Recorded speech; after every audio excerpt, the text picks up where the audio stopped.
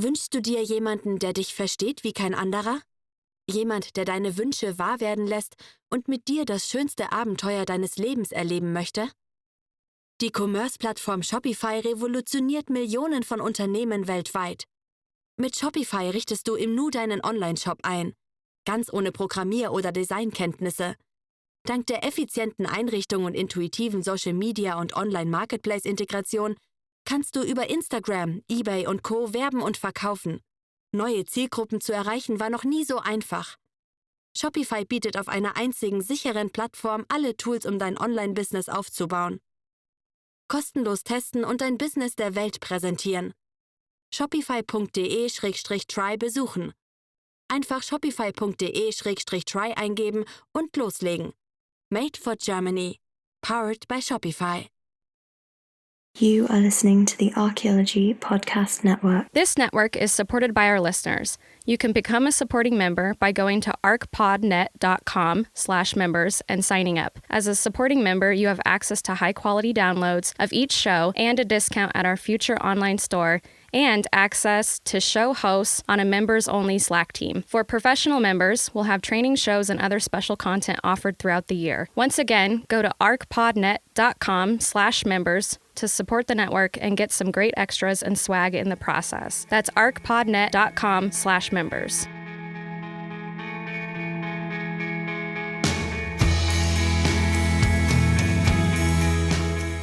Hello and welcome to the Archaeology Podcast, episode 23. I'm Chris Webster. And I'm April Camp-Whitaker. On today's show, we talk to Tom King, the senior archaeologist on the TIGHAR project, the team that's looking for Amelia Earhart. We talk about the expedition they just wrapped up this year and about what they learned. Let's dig a little deeper.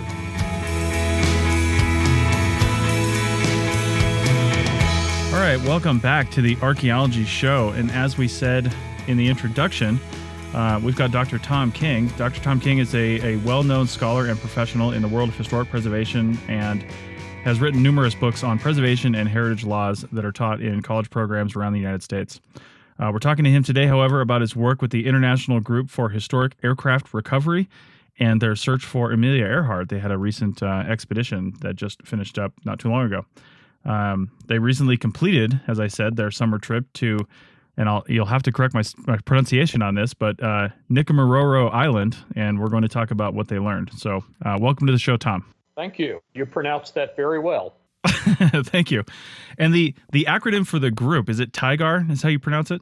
We call it TIGHAR, like go get them. TIGHAR. Okay. Yeah. Nice. All right. And we'll have in the show notes too. I was just mentioning to Tom in the before we started recording that this is the third time, from what I can tell, that he's been on the Archaeology Podcast Network. He's been on the CRM Archaeology Podcast on episode 4, like almost over 4 years ago. And episode 99, which we just recorded back in, I think, November or December. So check those out if you want to hear more Tom King. He's in those links are in the show notes. But Tom, let's start kind of at the beginning for people who might not be aware of TIGHAR and the organization. What is TIGHAR? What primarily do they do? The acronym would suggest you don't just search for Amelia Earhart unless that's the biggest thing going on with TIGHAR right now. It's probably the biggest thing going on right now. But TIGHAR was initially formed as a preservation organization to basically promote the preservation of historic aircraft and the recovery of historic aircraft that are lost someplace. So the Amelia Earhart study came along, and initially TIGHAR wasn't much interested in it because there are so many crazy theories about what happened to Earhart that it just didn't seem worth following up. But eventually a couple of members came up with a hypothesis that made sense and that could be pursued and could be tested, and TIGHAR got involved in trying to test it. And we've been at it for almost 30 years. So no, it's not the only thing that TIGHAR does by any means, but it is a big thing that TIGHAR does. Okay, great. And how long have you been senior archaeologist for TIGHAR? Oh, I think I dropped that title on about 25 years ago. Nice.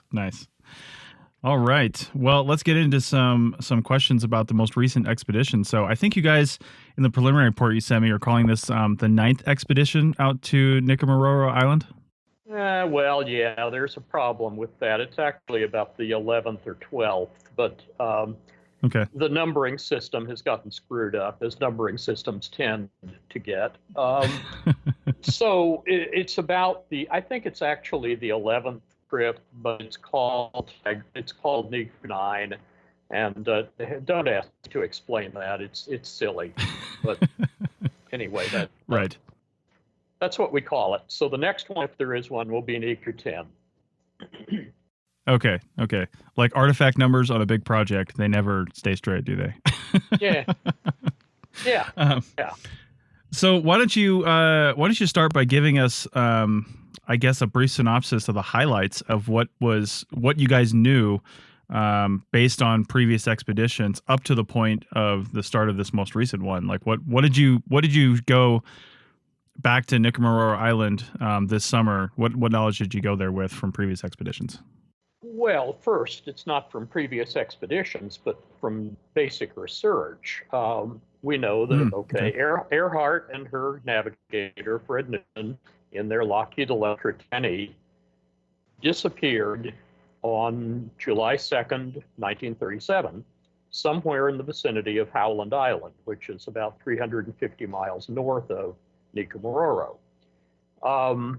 They were trying to fly around the world at the equator, which was a big deal at the time, and they couldn't find Howland Island. The Coast Guard cutter that was lying off the island trying to guide them in couldn't reach them, couldn't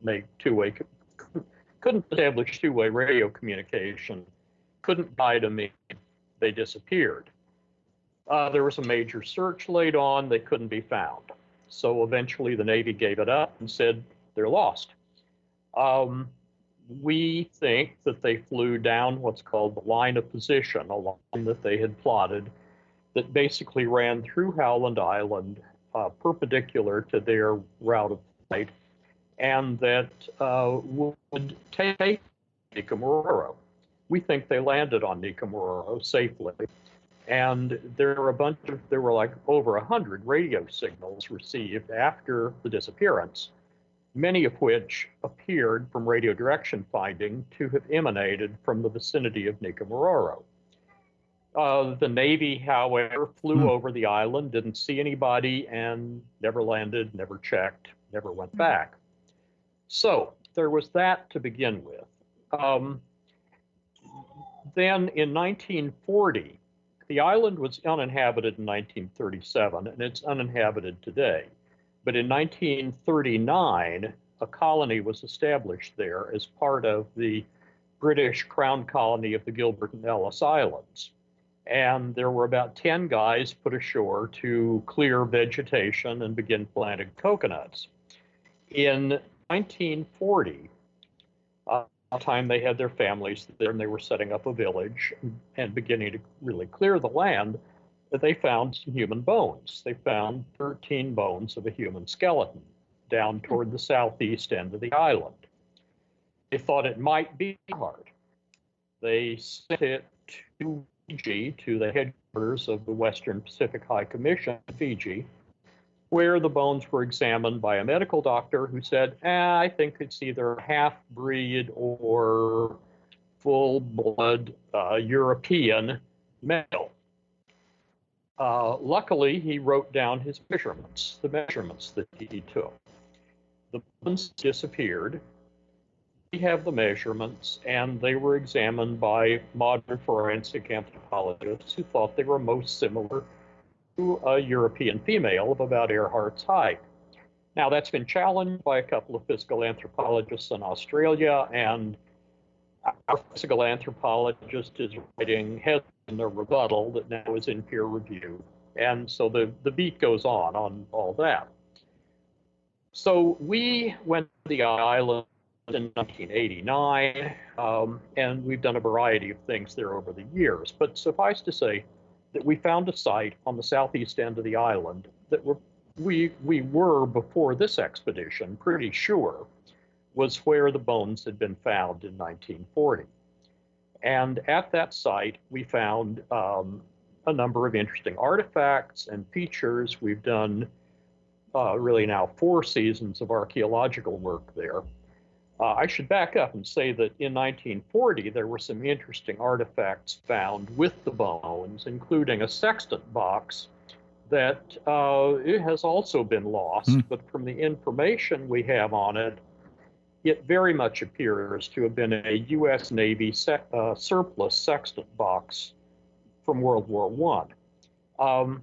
Anyway, we have found a number of interesting features there, fire features, where somebody had been camping and they had been processing fish in ways that were not the way local people process fish. They were, for example, throwing away the heads rather than consuming the heads. They were processing shellfish in ways that were unlike the way that local people process shellfish, breaking them up rather than allowing them to get warm and open. And there were a number of interesting artifacts, like what appears to be the remains of a woman's compact that is the same size and shape as one we have photographs of in Earhart's hands on the world flight, and a jar that contained a mercury-based substance, almost knew freckle cream. So we'd found all that kind of stuff, and we've had preliminary reports out on all that. This year, with the support of the National Geographic Society, we took forensic dogs to the site to see if they could detect exactly where the bones had been found in 1940 and give us some specific sites to excavate where we might be able to find bones that could be subjected to DNA analysis. So that's sort of where we stood when we left the U.S. in late June. Interesting. Can you explain to our readers or our listeners how forensic dogs could find bones or where human remains had been, from an event that happened 70 years ago? It seems like 80 years. 80 years, that's 80 right. years ago. Well, that's a real interesting question. And it's one to which there is not a very clear answer. There is something about human decomposition products, and it's not just bones, but the products of a human body's decomposition into the soil. And that includes bones, but can be more than bones. There's obviously a lot of stuff that seeps into the soil as a body decomposes. And that stuff lasts for quite a while. These dogs have been able to detect prehistoric burials in Southern California and elsewhere. And a lot of forensic dogs have been used on World War II era remains around the Pacific and in Europe. So it's not known exactly what it is that they're sensing, and there's a good deal of research going into that, which we hope we can contribute to. But they sense it. They can sense where a human body has decomposed. Do the canine forensics people have a time frame they've tested that to? Like how far back a dog can smell? I'm sure there's tons of factors, environmental factors, decomposition factors and things like that. But it's just amazing to me, 80 years, like you said. And with the gentleman in the 40s or 1940 removed the bones, and there's probably been rains. I mean, it's a tropical island, so there's rains, all kinds of stuff that's happened there since then. But those dogs are still smelling, and pointing on the right location. And I noticed in your report that there was another, I think, prehistoric cemetery found, and that was kind of like a good control for them, really, probably, that they were finding obvious burials, like that. So, they were looking at the right spot. But just to briefly talk about that, do you know how far back they have tested like canine forensic dogs as far as being able to sense that? Well, they've done a good deal of work with the Donner Party. Okay. So that's 100 and something years old. Yeah. They've done some work with prehistoric sites. in Southern California and in the Southwest, I believe. Exactly how far back they can go, we don't know. And again, it's a very it's an area of research that could use more research, and hopefully will stimulate some interest in conducting controlled experiments. Right. Okay. So I want to go back real quick to something you mentioned when you were given the synopsis of kind of what happened with Amelia Earhart, or what we think happened. You mentioned, I think somewhat casually, that you think some researchers think the plane landed safely on that island. That's a hypothesis anyway, which that actually surprises me quite a bit, because even if the plane were, I don't know, decomposed or cannibalized or something, even by people living on the island, if it were taken apart, you'd think that some bit of the plane would remain. That wasn't a tiny plane. It wasn't a massive plane, but it wasn't a real small plane either. And if it landed safely, that would be quite the shock to me that nothing remains. I mean, I did work on a Southern California naval base last year, and there's planes that they've utterly purposely destroyed with various types of ammunition. And those planes are 60, 70 years old. And I mean, they're just not going away. There's just still pieces of them out there. Now, I understand It's the California desert and not a very, corrosive environment like a tropical island. I get that. But is there any hypothesis on what could have happened to the plane if you think it landed safely? Oh, yeah. Yeah, we have a pretty definite idea of what happened to the plane. Okay.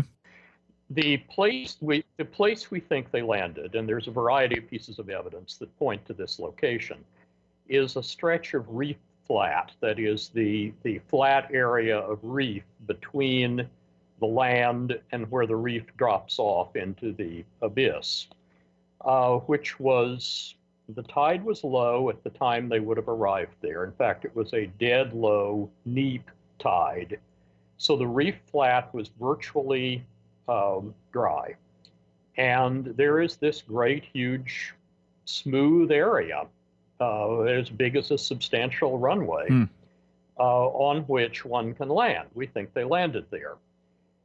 Over the next several days, the tide got steadily higher. The high tides got steadily higher, because the tidal cycle goes from the neap tide, which is the lowest of the low, to the flood tide, which is the highest of the high. And we think that over the next several days, during which time they got radio messages off, which they could not have gotten out if the plane had been in the water, right, or if the plane had been wrecked. The plane had to be standing on its wheels. They had to be able to crank a prop, run the generator, operate the radio.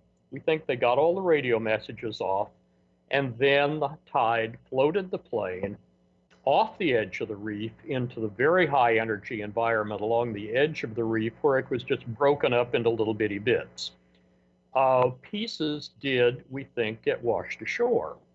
And we have pieces of airplane in the colonial village that was established on the island in 1938 and lasted till 1963 that may have come from Earhart's plane. They could have come from other airplanes too, but they are pieces of aircraft aluminum that people had scavenged someplace. So yeah, we think that it was on the reef, it went off the reef, it got broken up. We debate over whether there's very much left off the edge of the reef. A lot of money has been invested in looking for the airplane in the deep water off the reef. I am frankly not enthusiastic about that operation, but others in the organization are, and the search goes on for the plane. Okay.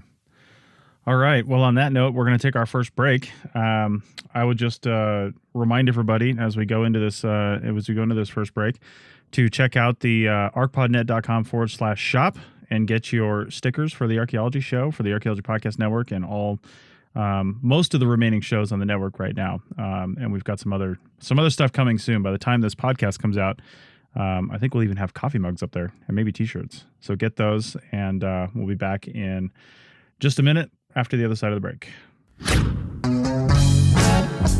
Wünschst du dir jemanden, der dich versteht wie kein anderer?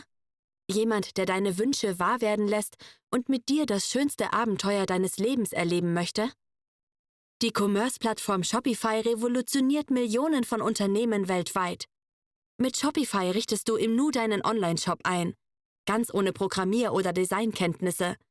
Dank der effizienten Einrichtung und intuitiven Social-Media- und Online-Marketplace-Integration kannst du über Instagram, eBay und Co. werben und verkaufen. Neue Zielgruppen zu erreichen war noch nie so einfach. Shopify bietet auf einer einzigen sicheren Plattform alle Tools, um dein Online-Business aufzubauen. Kostenlos testen und dein Business der Welt präsentieren. Shopify.de/try besuchen. Einfach shopify.de/try eingeben und loslegen. Made for Germany. Powered by Shopify. Okay, we're back. And when we left at the end of the last segment, we were talking about the aircraft and how you guys think it probably broke off, was carried off the side of the reef and then broken up into pieces. I'm curious about that real quick. You said a lot of money and research has been put into finding that plane. I know that in other similar, I guess similar environments as far as salt water in the ocean goes, they have found aircraft and ships and things like that, deep below the ocean in, not super horrible preservation, but definitely have found it. Of course, they're all rusted and corroded and things like that. But what kind of research has been done, do you know, on searching for the plane? Any sort of, non-destructive techniques? Like, I don't know what they use for that kind of stuff. There's underwater metal detectors. I know that. Well, do you know what's been used? Oh, yeah. We started out in 1989 when we first went out there. We had divers who went down to diver depth, about 100 feet, all the way around the island with metal detectors, and found essentially zip. But they also found that the reef drops off very, very steeply. And what it does is it drops off very steeply for about 50 meters, then it levels out a little bit, and then it drops off about 1,000 meters. And then it levels out a bit, and then it drops off 7,000 meters. Jeez. So that's the problem. Yeah. And, what you're talking about is a reef on the top of an old volcano. So you're talking about this huge mountainside on which this little plane broken up into little pieces can scatter itself. And that's probably what happened. Again, we have arguments about to what extent the plane may have gone down intact. Those who were airplane people in TIGHAR, and I am not an airplane people. I don't know a thing about airplanes except they got wings and tails and jets and stuff. The people who are airplane people would love to find that airplane in semi-intact form. And they've looked for it to some extent. The trouble is that it's a great big, huge mountainside underwater, and you can't search it. You can't just swim down and look at it. It takes remotely operated vehicles. It takes manned submersibles. It costs a lot of money. And that's the big problem. It costs a hell of a lot of money.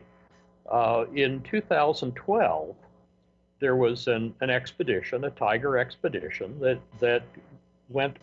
They spent about $2 million down there trying to find the thing on the reef, and they found some interesting evidence, but nothing that really fit. We've done side scan sonar. We've done. We've plotted the topography of the mountainside down to about, I don't know, a couple thousand meters. We've gotten a lot of data, but we've not found the plane. Okay, well, so let's move on from that. Another comment you made, that you have evidence that somebody was there. You mentioned the fish and that, not eating it like the locals do, throwing the heads away rather than eating them. Things like that. Has there been historical research done on the area regarding other possible explanations, like, for example, other ships that may have gone down in the area at the right time that could have caused a castaway to be there? I know some other some other person is always, until you find clinching evidence that it's Amelia Earhart or Fred Noonan for that matter, also there, then, it could be somebody else. So, Sure. What research has been done to maybe look at other accounts of lost ships in the area?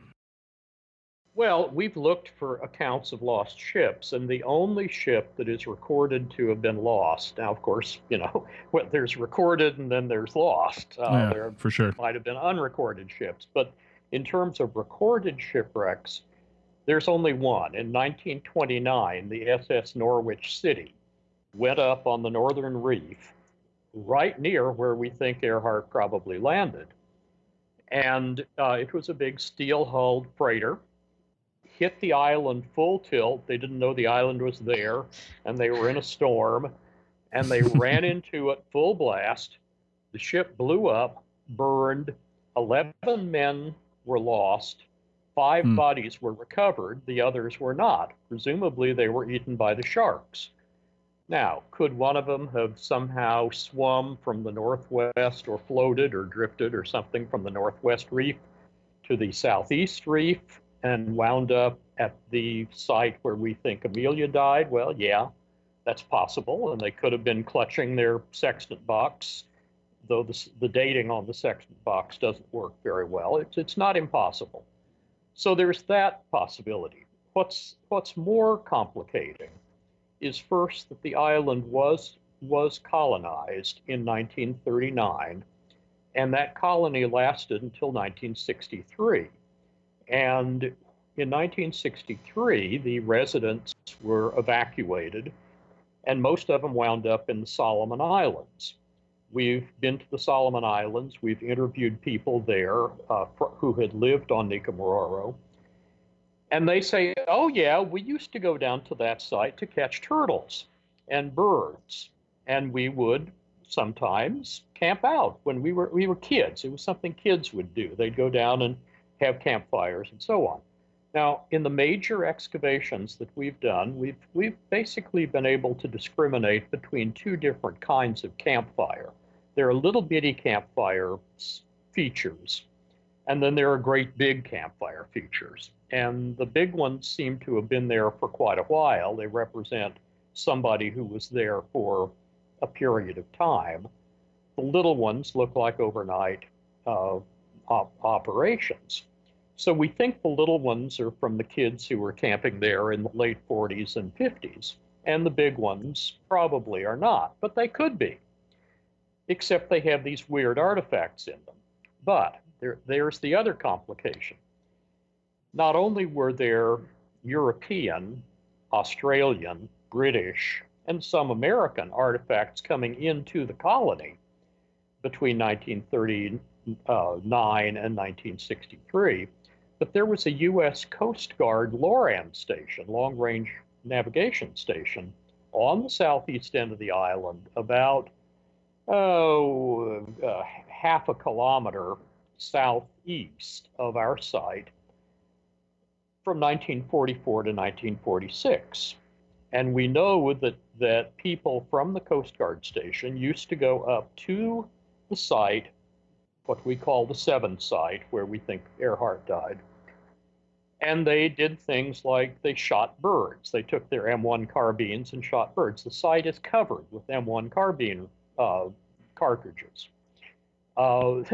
This year we found a rubber ball, and thought, what the hell is that? And somebody said, well, maybe they had a dog. And of course, they did have a dog. They had a couple of dogs at the Coast Guard station.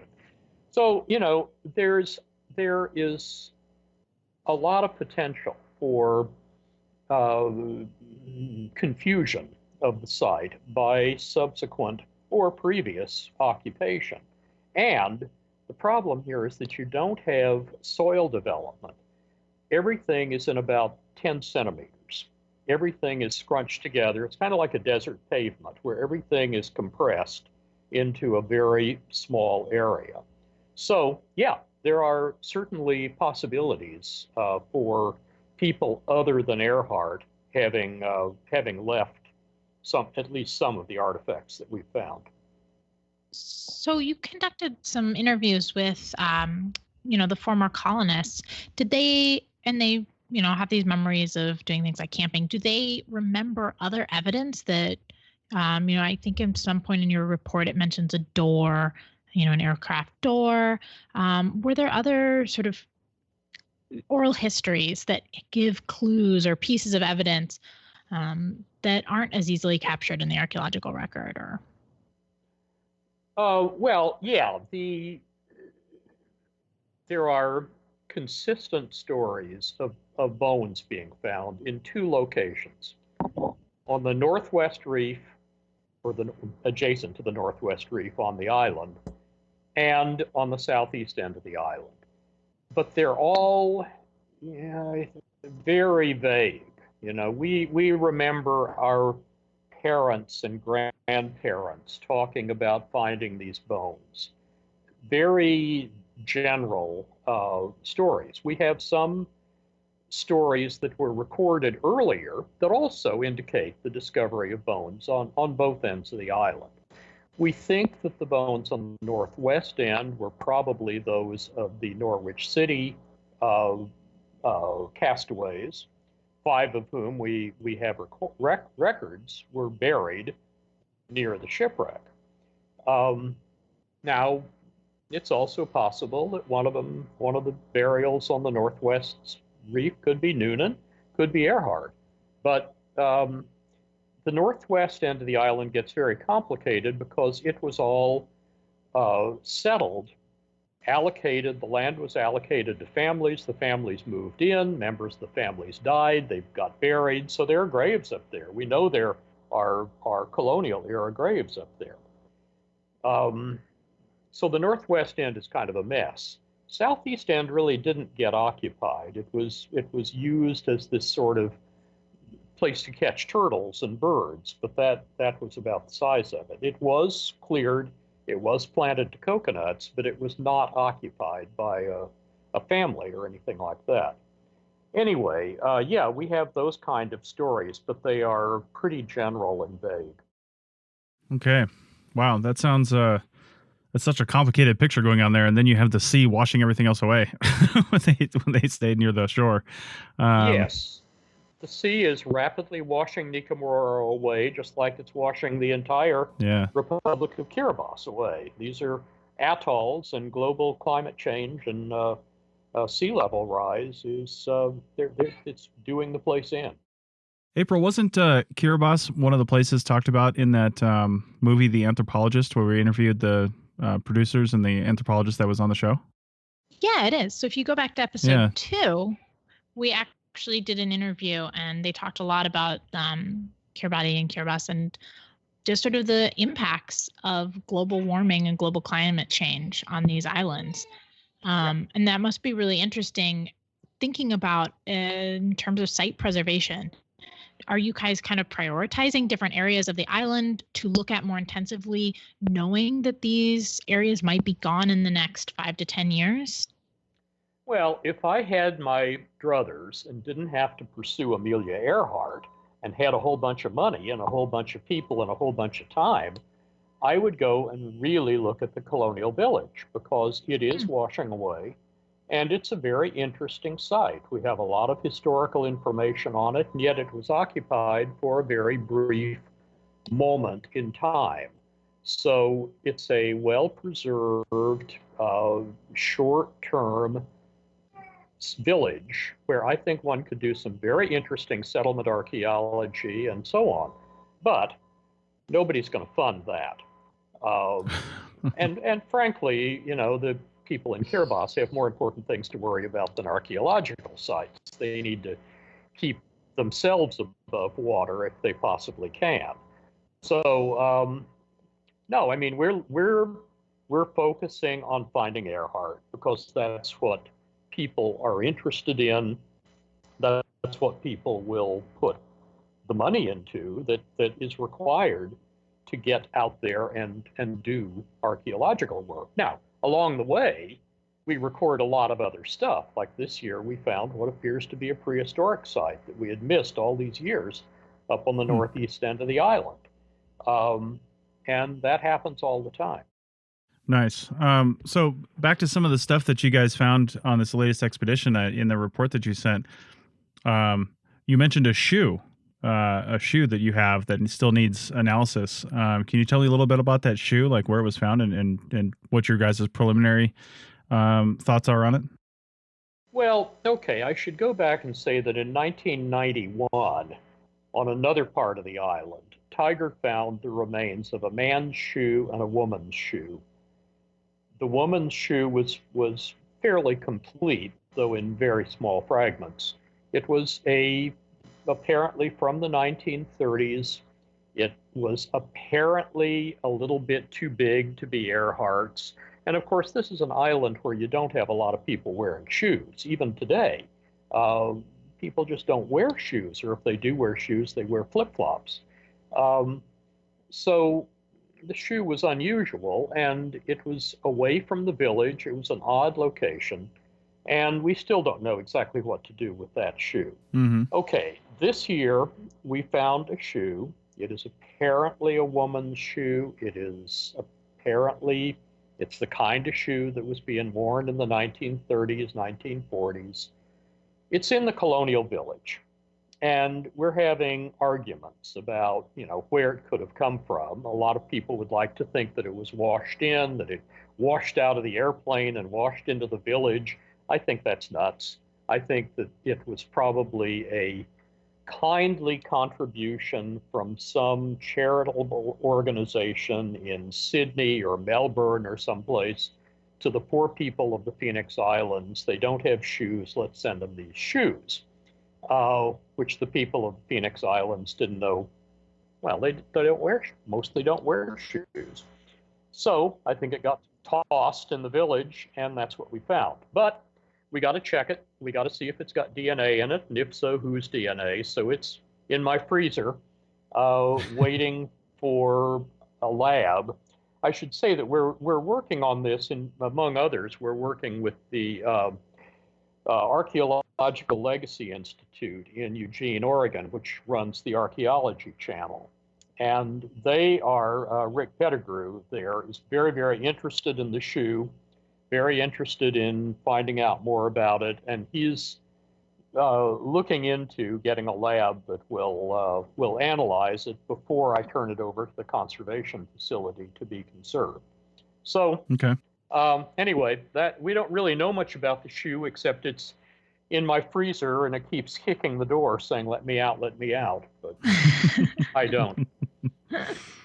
Nice. When you said the shoe was slightly too big, that first one to be like Amelia Earhart's size. I seem to remember, and I'm trying to pick my brain to figure out where I heard this, but something about early aircraft, especially ones that were flying, that were not necessarily designed to fly the way that they were flying. With that kind of, sometimes those altitudes and in those environments, that they could be a little cold, and that sometimes people would wear bigger shoes because they had like 2-3 pairs of socks on to keep their feet from freezing up while they're on the pedals, like on the rudder pedals. But I don't know. That might be just something in my brain. I'm not sure where that even came from. No, that's true. Yeah. That happened. And another thing we know is that Earhart had problems with swelling feet, as probably anybody would flying for many, many hours in an airplane. Her feet swelled up. So did she have a larger pair of shoes aboard? Well, we can speculate that she did. We can come up with logical reasons why she would. We don't have tangible evidence that she did. Right. Okay, well, let's take our final break, and then we'll come back and wrap up this discussion and see what you guys are going to do next time you come out. We'll be back in a minute. All these things we make no apology are the study of archaeology, but we don't do dinosaurs. Did aliens build Stonehenge? Did the Easter Island statues walk? Did the Vikings colonize Midwest America? What does mainstream archaeology have to say about all of this? Listen to the Archaeological Fantasies podcast and learn about popular archaeological mysteries. Hoax or fact? Learn to tell the difference with Dr. Kenneth Fader and co-host Sarah of the Archae Fantasies blog. Check out the show on iTunes and Stitcher Radio and at www.archaeologypodcastnetwork.com/Archae Fantasies. Relax and get ready to think critically. Let's get back to the show. Funny beady blokes, you will see, are a staple of archaeology. Wünschst du dir jemanden, der dich versteht wie kein anderer? Jemand, der deine Wünsche wahr werden lässt und mit dir das schönste Abenteuer deines Lebens erleben möchte? Die Commerce-Plattform Shopify revolutioniert Millionen von Unternehmen weltweit. Mit Shopify richtest du im Nu deinen Online-Shop ein, ganz ohne Programmier- oder Designkenntnisse. Dank der effizienten Einrichtung und intuitiven Social-Media- und Online-Marketplace-Integration kannst du über Instagram, eBay und Co. werben und verkaufen. Neue Zielgruppen zu erreichen war noch nie so einfach. Shopify bietet auf einer einzigen sicheren Plattform alle Tools, um dein Online-Business aufzubauen. Kostenlos testen und dein Business der Welt präsentieren. Shopify.de/try besuchen. Einfach shopify.de/try eingeben und loslegen. Made for Germany. Powered by Shopify. All right, we're back. So, Tom, let's talk about, we've talked about, generally what you guys have done and what you found in some of the research. What, when you guys go back out again, you probably had goals, you probably have a whole list of goals and you're just kind of chipping away at them year to year. But did you come up with anything new, any new directions you might want to go, some things you added to the list of goals and objections that came out of this most recent expedition? Well, okay, first off, the dogs alerted on exactly the site where our evidence indicated that the bones were found in 1940.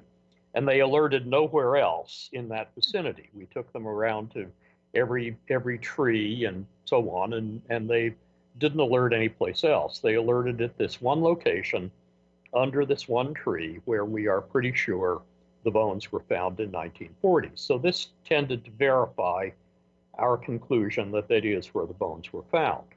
They also alerted in this hole in the ground that we found when we first went to the site in 1996. And we think that hole is where the cranium was buried. We know that the cranium was buried after it was first found in 1940, and then it was excavated and sent to Fiji. We think that hole is where the cranium was buried. The dogs alerted in and around that hole. So that pretty well confirms our assumptions about where the body decomposed and where the cranium was for a time. So we then dug the bejeebers out of the area under the tree, the big wren tree, and in the hole. And the stuff we found there is undergoing analysis as we speak. It's at the National Geographic. That research was sponsored by the National Geographic Society. They have it. They're working with other institutions to analyze it. We also took soil from the dog alert locations because one of the sort of hottest topics in ancient DNA studies is DNA from soil. And they've found, as you probably know, in Europe, in caves in Europe, they've been able to extract Neanderthal DNA from soils. More relevant to us, down at the University of Tennessee in Knoxville, there have been a number of studies of old, several years old to 20 to 30-year-old DNA on the locations where bodies have decomposed. So we collected a bunch of soil samples, and they are going out for analysis to see if DNA can be extracted from them. The results of those studies will give us some direction for the next time, if there is a next time. And, next time always depends on raising the money. It costs about $150,000 to $200,000 to get out there. The way we funded it this time and last time was we put the research together with a tour, and people paid substantial amounts of money to go on this tour. This was really pretty wonderful that people paid Yeah. $10,000 to go out and sit under this tree and sort through coral rubble looking for bone fragments. But they did. That's awesome. And Yeah. it was a remarkable enterprise, and it was inspirational. So if we can raise the money, if people are interested in taking another trip, then yeah, there will probably be another trip, probably in a couple of years. I don't know whether I'll go or not. I'm getting pretty old for this sort of thing, and feeble and crotchety, and I don't know that I can really make another trip, but somebody probably will. What I would like to do, if that happens, is clear more of the site. In 2010, we cleared a very large area of this site that we call the Seventh Site, and we excavated it, and we found a lot of interesting stuff. We did not find, well, we may have found one human bone, but we didn't find anything definitive. This time, we cleared only a very small area because we needed to send the dogs in before the clearing was done, because clearing of the vegetation dissipates the scent. But if you clear and then let the site settle for a while, then the dogs can go in. Now, I think that one of our problems this year may have been that we didn't have a big enough area for the dogs to inspect. So they found the location under the big wren tree, but they probably did not find some of the large bones that we know were not taken away in 1940, that probably were taken away by coconut crabs and drugged down into their holes. And those may be 5 meters, 10 meters, 15 meters away from the body decomposition location. So I'd like to go in, clear a large area, let it rest for a while, then send in dogs, see what they have to say, and then do some further archaeology on the site. We'll see if that happens. I will say, just to put it out there, if you need somebody to go out there next time that is familiar with archaeology, could broadcast this and record it, and also is a licensed pilot and knows airplanes, I'll give you the name of a guy I know. Oh, okay, cool. So anyway, incidentally, people sometimes ask us why we don't just fly to the island. Speaking of licensed pilots, it's 1,000 miles from Fiji. It's 600 and something miles from Samoa. Yeah. So, okay. Going back to the island real quick, you mentioned that you don't, you can't go back there every year because of the cost, of course. So it might be a couple years before you go back again. Is the island or anybody associated with, Kiribati or something like that, concerned with, I don't know, preserving that area for future investigations? Is anybody doing that there? Or can you guys ensure that, I don't know, no development or anything like that is going to happen on that area while you guys are gone? Is anybody looking at that from a local standpoint? Well, we can be confident there isn't going to be any development. This is the island. The island is part of the Phoenix Islands Protected Area, which is an internationally designated. It's a World Heritage Site. It is not going to be developed. Plus, of course, it's going underwater. So That's not a problem. Now, you can't really control access. Theoretically, you can't access the site without a permit from the government of Kiribati, and anybody who proposes to do archaeology or recover anything from the island, we have an agreement between TIGHAR and the government of Kiribati that basically TIGHAR gets to vet anybody's plans to do any work there. So theoretically, the area is protected. Now, there's a big difference between theory and practice because there's no enforcement, no way to enforce the prohibitions on visiting the island. But on the other hand, it's a long way from anything, a long way from anywhere. And it's a difficult place to access and a difficult place to work.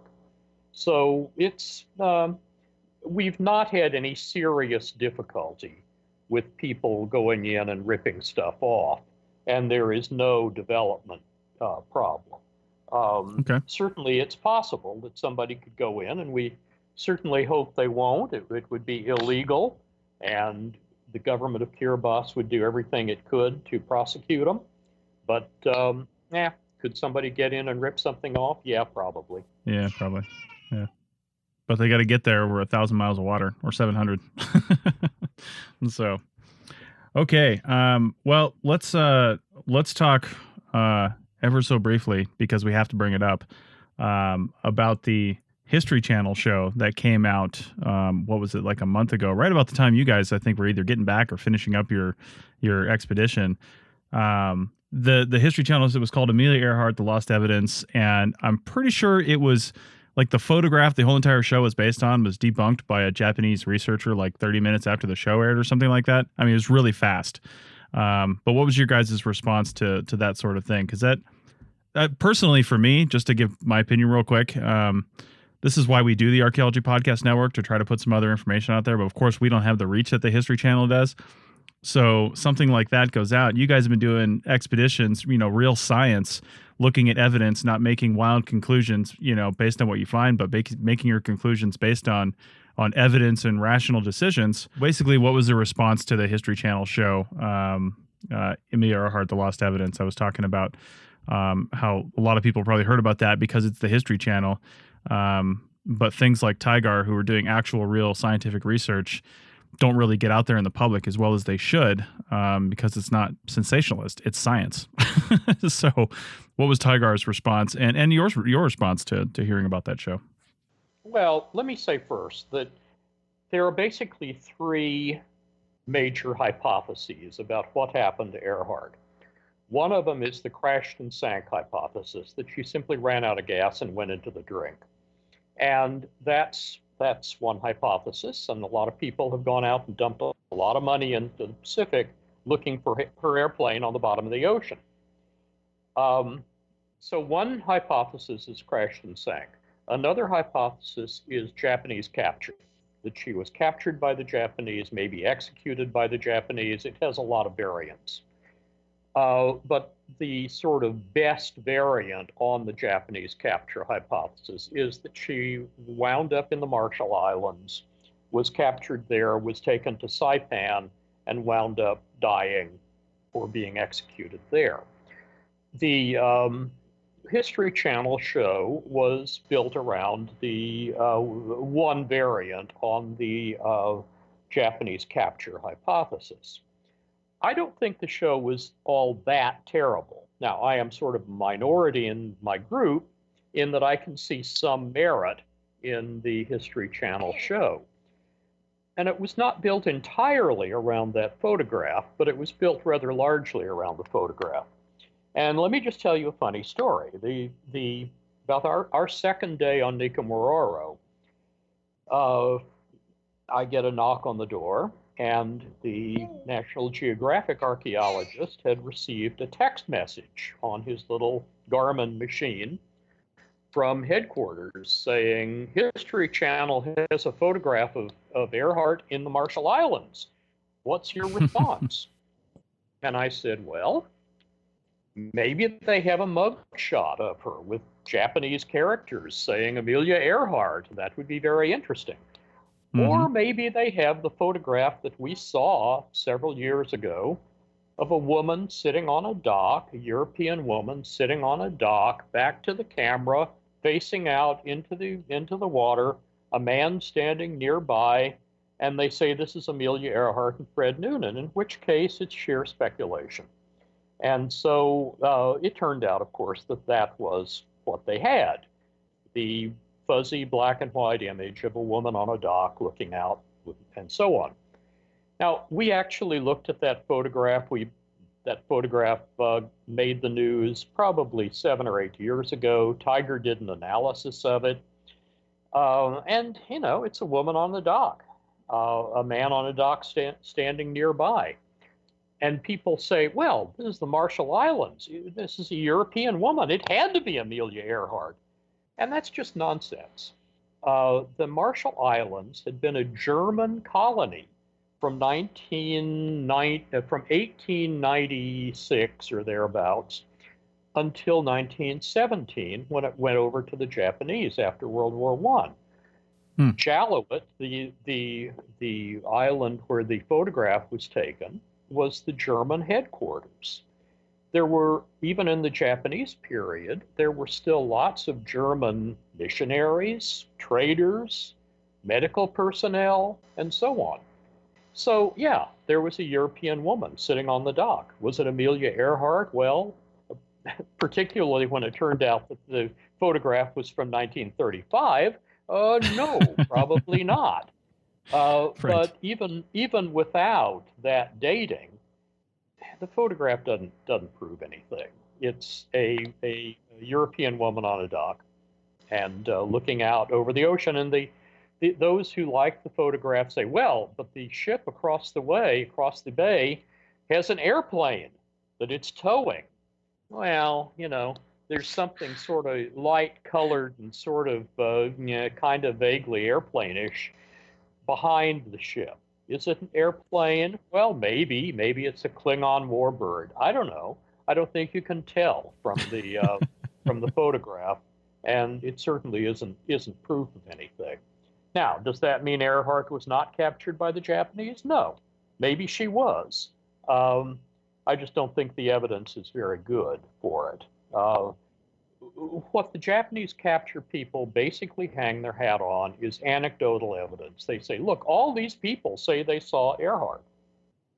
And there's been an awful lot of research lately into the problems with anecdotal evidence, even with very good firsthand eyewitness accounts. And the psychological literature is full of studies of how unreliable eyewitness testimony really is.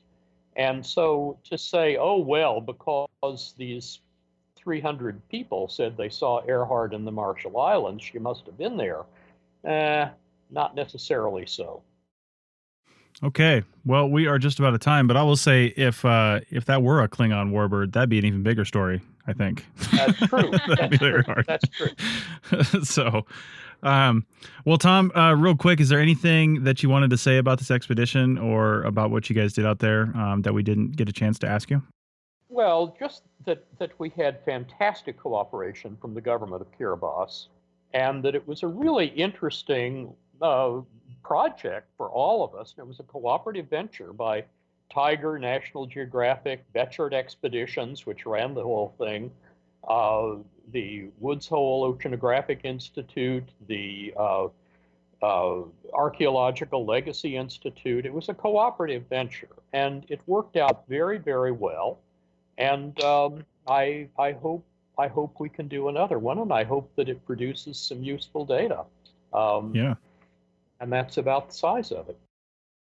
Okay. Well, thanks a lot, Tom. Check out some of the links in the show notes. We'll have a link to TIGHAR and the other podcast that Tom was on, and anything else we can find. So, yeah, by all means, please do link to the TIGHAR website. There's all the information you could ever want about what we're doing on that website, and that's also where you can join TIGHAR and support the enterprise. Outstanding. Okay. So check that out. And again, thanks, Tom. And we'll have you, maybe we'll have you on again when you get that shoe analyzed out of your freezer. Oh, yeah. Only archaeologists keep shoes in their freezer.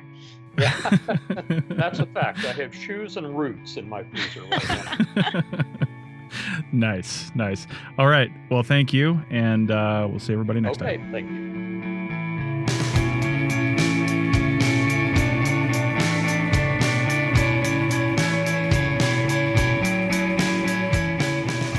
Thanks for listening to the Archaeology Podcast. We hope you enjoyed it. You can provide feedback using the contact button on the right side of the website at www.archaeologypodcastnetwork.com/archaeology. Or you can email Chris at archaeologypodcastnetwork.com. Please like and share the show wherever you saw it so more people can have a chance to listen and learn. Send us show suggestions and follow ArcPodNet on Twitter and Instagram. This show is produced by the Archaeology Podcast Network. Opinions are solely those of the hosts and guests of the show. However, the APN stands by their hosts. Special thanks to the band Sea Hero for letting us use their song I Wish You'd Look. Check out their albums on Bandcamp at seahero.bandcamp.com. Check out our next episode in 2 weeks, and in the meantime, keep learning, keep discovering new things, and keep listening to the Archaeology Podcast Network. Have an awesome day.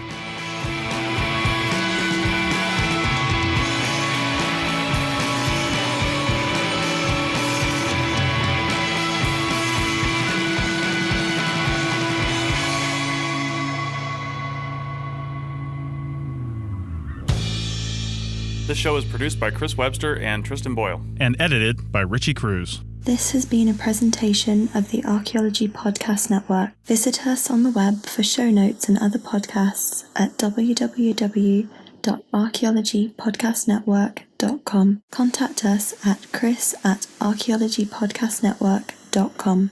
Thanks again for listening to this episode and for supporting the Archaeology Podcast Network. If you want these shows to keep going, consider becoming a member for just $7.99 a month. That's cheaper than a venti quad eggnog latte. Go to arcpodnet.com/members for more info.